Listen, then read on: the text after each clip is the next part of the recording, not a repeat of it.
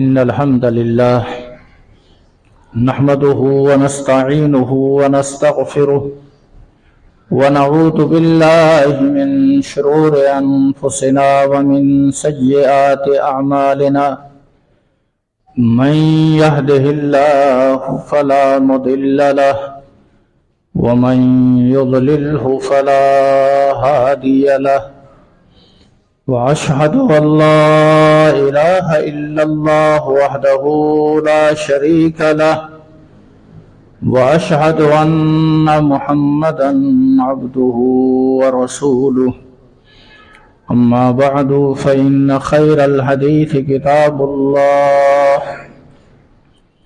وخير الهدي هدي محمد صلى الله عليه وسلم وشر الأمور محدثاتها وكل محدثة بدعة وكل بدعة ضلالة وكل ضلالة في النار. أما بعد فأعوذ بالله السميع العليم من الشيطان الرجيم. رب اشرح لي صدري ويسر لي أمري واحلل عقدة من لساني يفقهوا قولي. سبحانك لا علم لنا إلا ما علمتنا إنك أنت العليم الحكيم. رب أعوذ بك من همزات الشياطين وأعوذ بك رب أن يحضرون. فمن كان يرجو لقاء ربه فليعمل عملا صالحا ولا يشرك بعبادة ربه أحدا. وقال الله سبحانه وتعالى في موضع آخر: ومن يعمل من الصالحات وهو مؤمن فلا كفران لسعيه وإنا له كاتبون.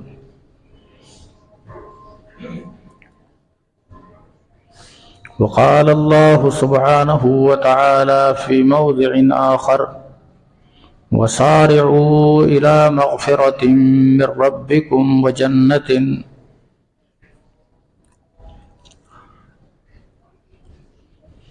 قرآن مجید فرقان حمید میں اللہ رب العزت نے کئی مقامات پر اہل ایمان کو اس بات کی طرف رغبت دلائی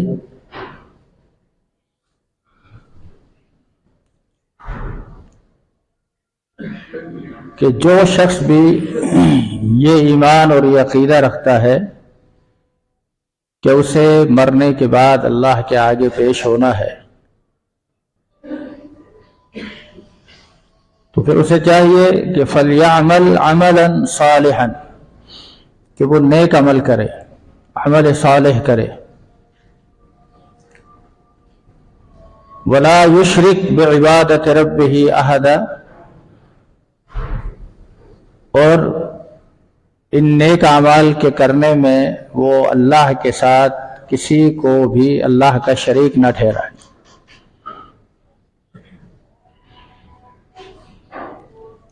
کیونکہ اگر کوئی شخص شرک کی موجودگی میں جو بھی عمل کرے تو اس کا وہ خالص عمل جو اس نے اللہ کے لیے کیا ہے وہ بھی قابل قبول نہیں۔ اللہ کے رسول صلی اللہ علیہ وسلم کا فرمان ہے کہ اللہ تعالیٰ فرماتا ہے کہ انا اغنی الشرکاء، کہ میں شریکوں سے، شرکاء سے بری ہوں، بیزار ہوں۔ جب کوئی شخص کوئی عمل کرتا ہے اور اس عمل کے اندر شرک بھی پایا جائے تو میں اسے بھی چھوڑ دیتا ہوں، اس کے عمل کو بھی چھوڑ دیتا ہوں۔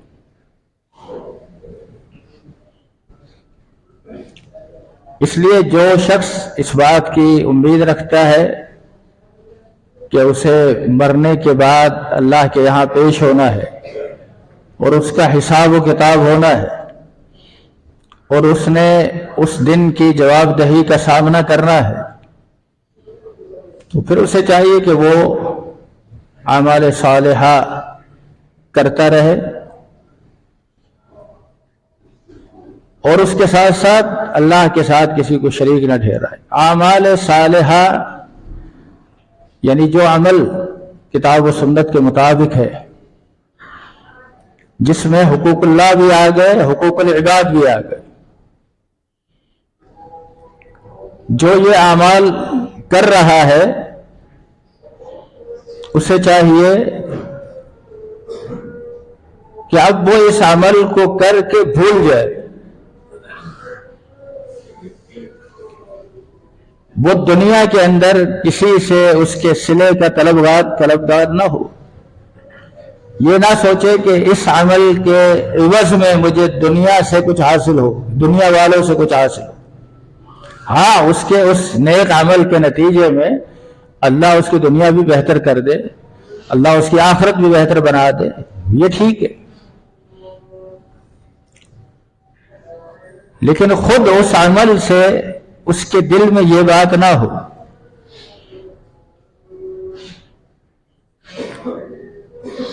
اس لیے اعمال کرنا اور اعمال کی توفیق کا مل جانا یہ اللہ کا بہت بڑا انعام ہے،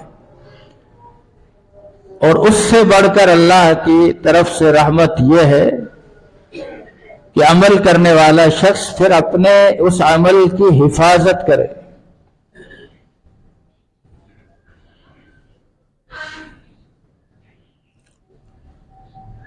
سب سے زیادہ ایک عمل کرنے والے شخص کو جس چیز کی ضرورت ہے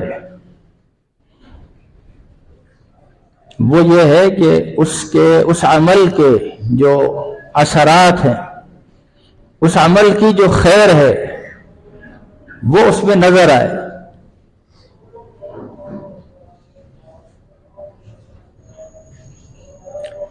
آپ دیکھیے قرآن مجید میں اللہ رب العزت نے جو متقین کے اوصاف ذکر کیے،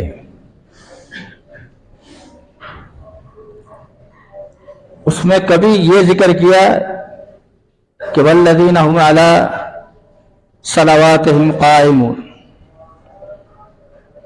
کہ وہ ہمیشہ نماز پڑھتے، یعنی نماز کو ترک نہیں کرتے، اور کبھی یوں کہا کہ والذین هم علی صلواتہم یحافظون، وہ اپنے نمازوں کی حفاظت کرتے ہیں، اور کبھی اس طرح بھی کہا والذین هم علی صلاتہم دائمون، ہمیشہ نماز پڑھتے ہیں۔ اب ہمیشہ نماز پڑھنا یہ ایک الگ چیز ہے، اور نماز کی حفاظت کرنا یہ ایک الگ چیز۔ یہ ضروری نہیں ہے کہ ہمیشہ کا نمازی انسان اس نماز کی حفاظت کرنے والا بھی ہو، یہ ضروری نہیں۔ آپ کو ایسے معاشرے میں بہت لوگ نظر آئیں گے جو نماز پڑھتے ہیں، پابندی سے پڑھتے ہیں، لیکن دوسری طرف ان کا اس معاشرے میں رہتے ہوئے کردار کیا ہے، ان کا اس معاشرے میں رہتے ہوئے معاملہ کیا ہے، کیسے معاملات ہیں۔ اب دیکھیں نا، ایک شخص برسوں کا نمازی ہو اور اس سے جھوٹ نہیں چھوٹ رہا، اس سے گالی نہیں چھوٹ رہی، اس سے لغویات نہیں چھوٹ رہی، تو آپ سوچیں کہ یہ شخص واقعتاً نماز کی حفاظت کرنے والا ہے۔ اعمال انسان کے اندر بڑی تبدیلی پیدا کرتے، اعمال انسان کے اندر خشوع پیدا کرتے۔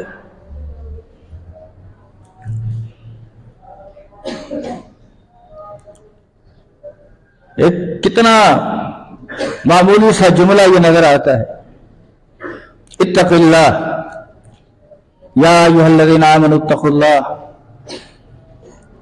اللہ کے نبی جب کبھی کوئی وعظ و نصیحت فرماتے تو آپ کی سب سے پہلی نصیحت یہی ہوتی، اتق اللہ حیث ما کنت، تم جہاں بھی ہو اللہ سے ڈرو۔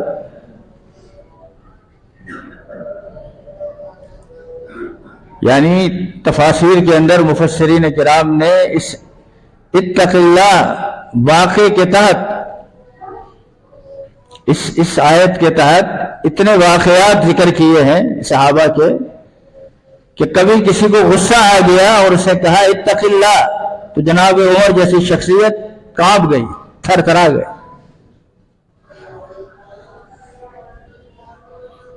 آپ کسی مسئلے میں کسی کو سزا دینا چاہتے تھے،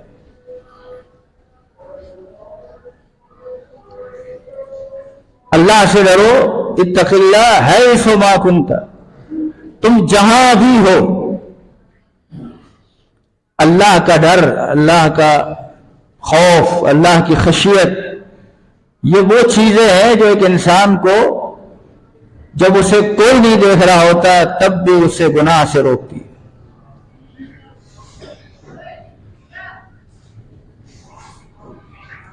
تب بھی اسے وہ اس بات کا احساس دلاتی ہے یہ چیز کہ تجھے کوئی نہیں دیکھ رہا لیکن اللہ دیکھ رہا ہے۔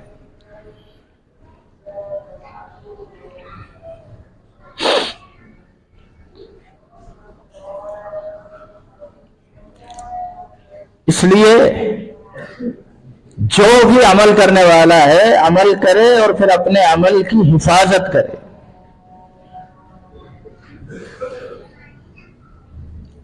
ہم دیکھتے ہیں سوسائٹی کے اندر، معاشرے کے اندر، کہ جہاں کہیں بھی یہ مسئلہ سامنے آ جاتا ہے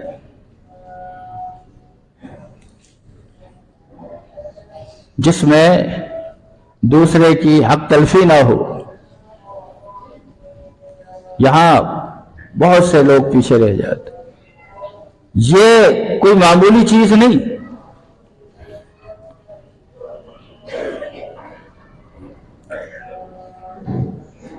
اللہ کے رسول صلی اللہ علیہ وسلم نے ایک حدیث کے اندر اس بات کو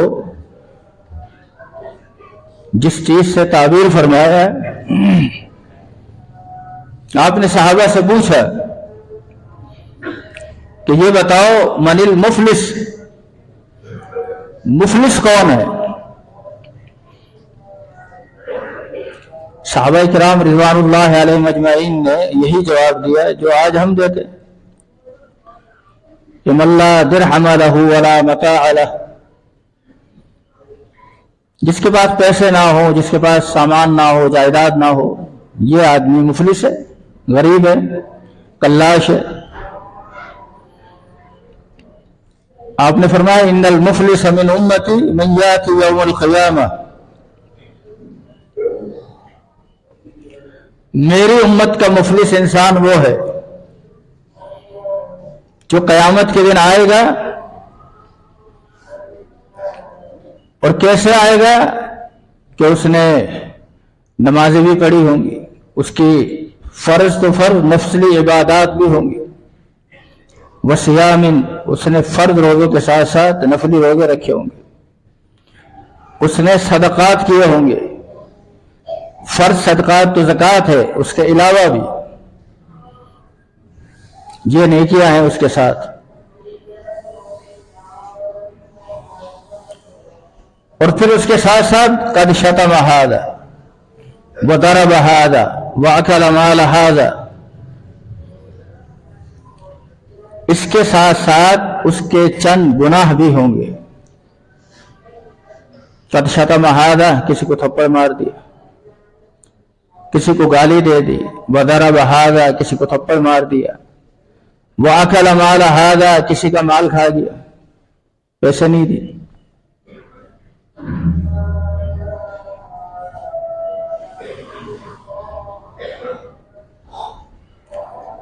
اب کیا ہوگا؟ دنیا کے اندر وہ شخص طاقتور تھا، اس کا معاشرے کے اندر اثر رسوخ تھا، دنیا کے اندر اسے کسی نے نہیں پوچھا. لیکن آج تو اللہ تعالی فرما رہا ہے کہ آج کے دن کسی پر ذرہ برابر بھی کوئی ظلم نہیں ہوگا.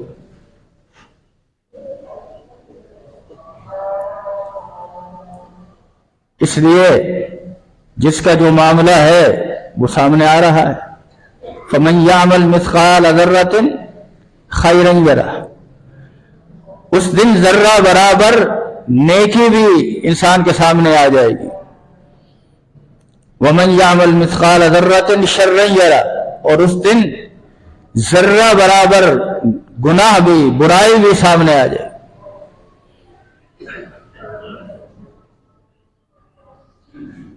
ام المومنین عائشہ رضی اللہ تعالی عنہا نے ایک مرتبہ اللہ کے نبی صلی اللہ علیہ وسلم سے سنا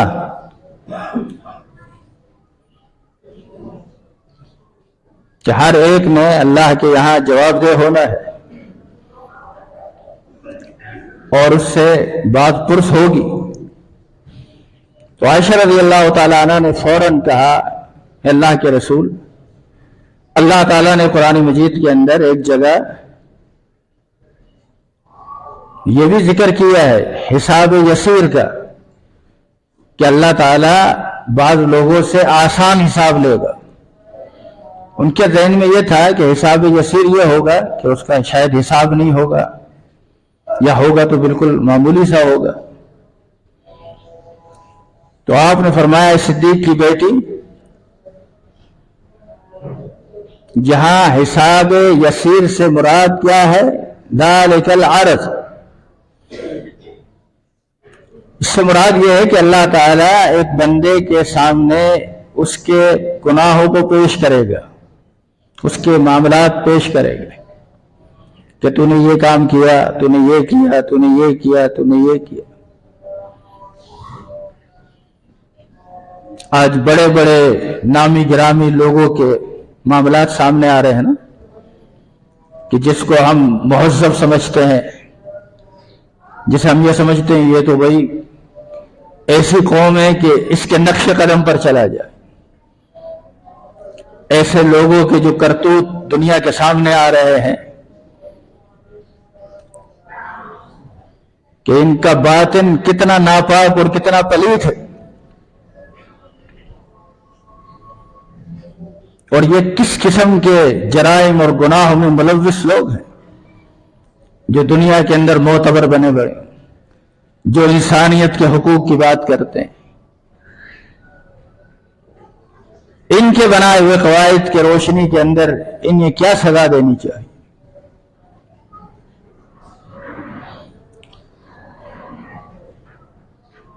آپ نے فرمایا کہ اللہ تعالیٰ اس پر اس کے گناہ کو پیش کرے گا.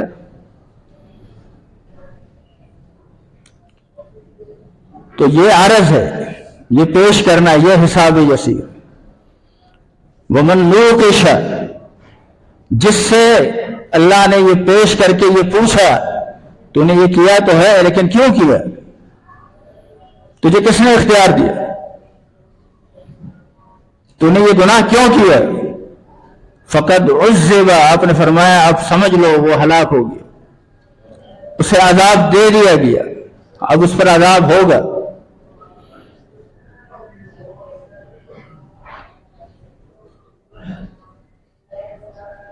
اسے چاہیے کہ وہ اس تصور کو ہمیشہ اپنے سامنے رکھے.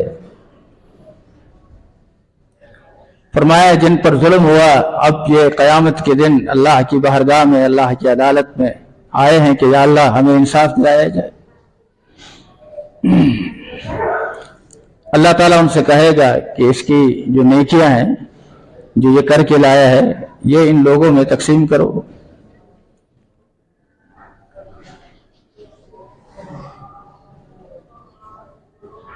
بعض دفعہ اللہ تعالیٰ لوگوں کو اختیار دے گا بعد ایسے بھی معاملات ہوں گے کہ اللہ تعالیٰ لوگوں سے کہے گا اچھا تمہیں اس کی جتنی نیکیاں چاہیے لے لو، اور آپ نے پھر اس موقع پر صحابہ سے کہا کہ جب ایسا اختیار کسی شخص کو قیامت کے دن مل جائے کہ تجھے اس کی نیکیوں میں سے جتنی نیکیاں چاہے لے لے، ایک تو یہ ہے نا کہ اللہ تعالیٰ اس کی نیکیوں میں سے ان کو بدلا دے، اور ایک یہ ہے کہ اس کو اختیار دے دے کہ تو جتنی چاہتا ہے لے لے۔ تو آپ نے صحابہ سے پوچھا وہ آدمی اس کی کوئی ایک نیکی بھی چھوڑے گا؟ وہ یہ کہے گا کہ نہیں نہیں یہ بہت ہو گئی ہیں باقی اس کو دے دو۔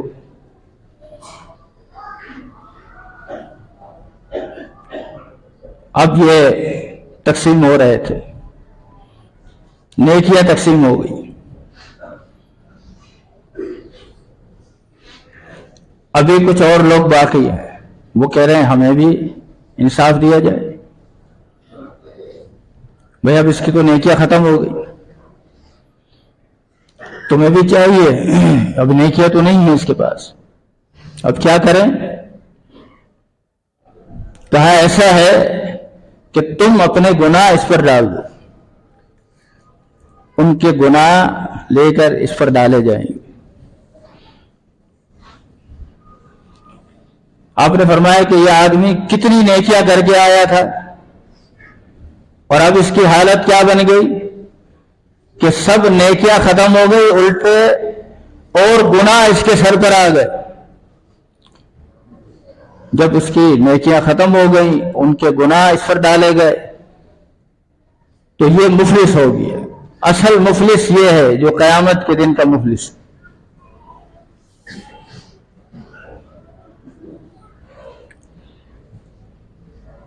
پھر آپ نے فرمایا ثم طرح فی النار، پھر اس آدمی کو جہنم میں پھینک دیا جائے۔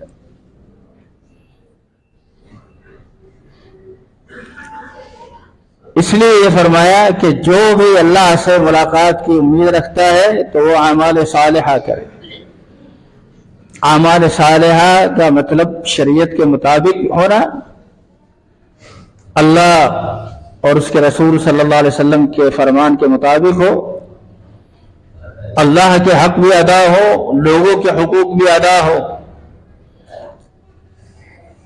اور اپنے عمل کو ہر قسم کے شرک سے، حتیٰ کہ ادنا شرک، شرک اصغر ریاکاری ہے، اس سے بھی بچائے۔ صحیح مسلم میں حدیث ہے، اللہ کے رسول صلی اللہ علیہ وسلم نے فرمایا کہ من صام یرائی فقد اشرک ومن صلی یرائی فقد اشرک، جس نے دکھلاوے کے لیے نماز پڑھی ہے، دکھلاوے کے لیے روزہ رکھا ہے، دکھلاوے کے لیے کوئی صدقہ و خیرات کی ہے، یہ سب شرک ہے۔ یہ مت سمجھے کہ اس عمل کا کوئی اللہ کے یہاں اجر اور ثواب ہے۔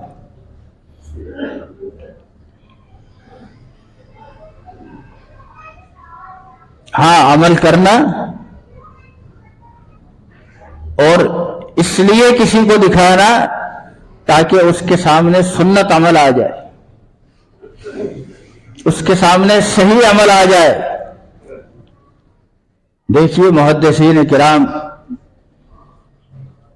حدیث سے کس طرح یہ مسائل ذکر کرتے ہیں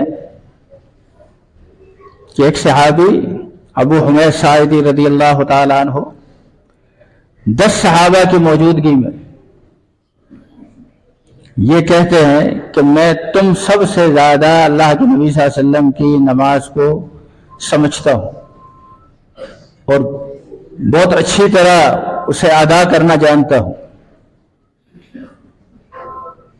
انہوں نے کہا تمہیں اسلام لائے بھی زیادہ عرصہ نہیں ہوا، یعنی تمہاری صحبت بھی اتنی طویل نہیں ہے،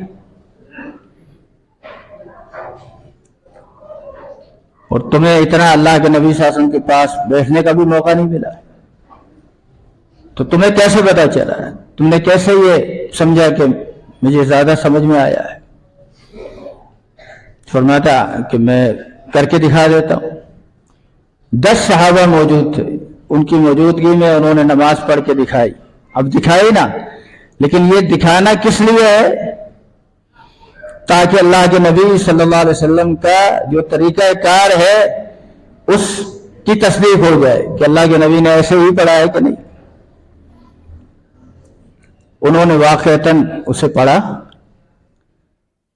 اور جب پڑھ کر سلام پھیرا تو انہوں نے کہا بالکل اللہ کے رسول صلی اللہ علیہ وسلم کی نماز ایسی ہے۔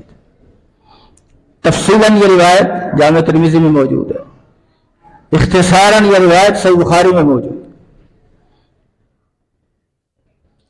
اب یہاں دکھانے کا مقصد یہ ہے کہ یہ اللہ کے نبی صلی اللہ علیہ وسلم کے عمل سے بالکل مطابقت اور مماثلت رکھتا ہے یا نہیں۔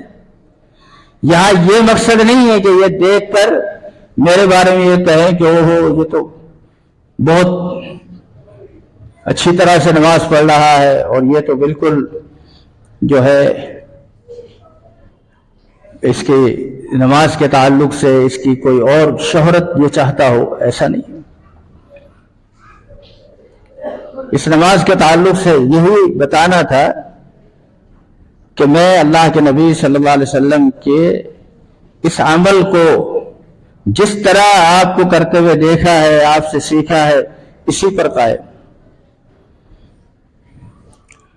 اعمال کیجئے، ابھی عمل کے لیے ایک بہت بڑا موقع آ رہا ہے، رمضان مبارک کا مہینہ۔ اللہ تعالی ہمیں اس سے بہرہ ہونے کی توفیق عطا فرمائے۔ لیکن اصل رمضان کا جو مزہ ہے، اصل رمضان کا جو حق ہے، وہ تو یہی ہے کہ ہم صحیح معنی کے اندر اس سے فائدہ اٹھانے والے بنے۔ عبادات کرنا اور عبادات کے بعد پھر ان عبادات کی حفاظت کرنا، اصل کام یہ ہے۔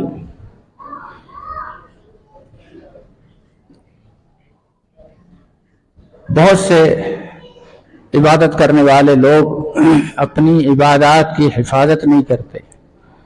اس کا یہ مطلب نہیں ہے کہ وہ لوگ عبادت نہ کریں، اس کا مطلب یہ ہے کہ وہ اس بات پر سوچیں کہ میں اپنے عمل کی حفاظت کیسے کر سکتا ہوں۔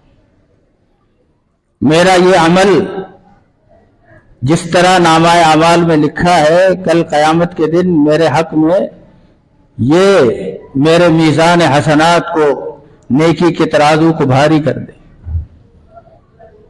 میری آخرت بن جائے، میرا یہ عمل کل قیامت کے لیے میرے لیے وبال جان نہ بنے۔ اس نقطے کو سمجھنے کی توفیق اللہ تعالیٰ عطا فرمائے۔ اقول قولی ھذا واستغفر اللہ۔ نحمده ونستعینه ونستغفره ونعوذ باللہ من شرور انفسنا ومن سیئات اعمالنا، من يهده الله فلا مضل له ومن يضلله فلا هادي له، وأشهد أن لا إله إلا الله وحده لا شريك له، وأشهد أن محمدا عبده ورسوله، أما بعد فإن خير الحديث كتاب الله، وخير الهدي هدي محمد صلى الله عليه وسلم، وشر الأمور محدثاتها وكل محدثة بدعة وكل بدعة ضلالة وكل ضلالة في النار۔ اللهم صل على محمد وعلى آل محمد كما صليت على إبراهيم وعلى آل إبراهيم إنك حميد مجيد۔ اللهم بارك على محمد وعلى آل محمد كما باركت على إبراهيم وعلى آل إبراهيم إنك حميد مجيد۔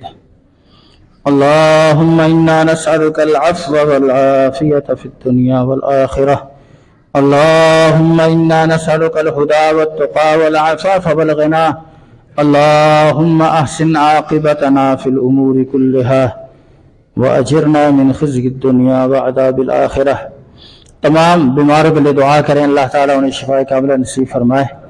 یہ بات ساتھیوں کے حوالے سے دعا کی صحت کی اپیل ہے۔ حافظ بھائی کے لیے، اقبال بھائی کے لیے، اکرم بھائی ہیں، عمران بھائی ہیں، ناصر حبیب ہیں، عبدالرزاق ہیں، تقی بھائی کی اہلیہ ہیں، جاوید بھائی ہیں، اشرف بھائی، انیس بھائی، ان تمام کو، اور اس کے علاوہ بھی جو بیمار ہیں اللہ تعالیٰ سب کو شفائے کاملہ نصیب فرمائے۔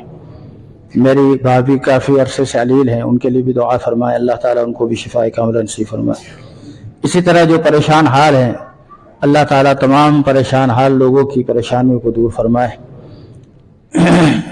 ربنا اغفر لنا ولإخواننا الذين سبقونا بالإيمان ولا تجعل في قلوبنا غلا للذين آمنوا ربنا إنك رؤوف رحيم۔ سبحان ربك رب العزة عما يصفون وسلام على المرسلين والحمد لله رب العالمين۔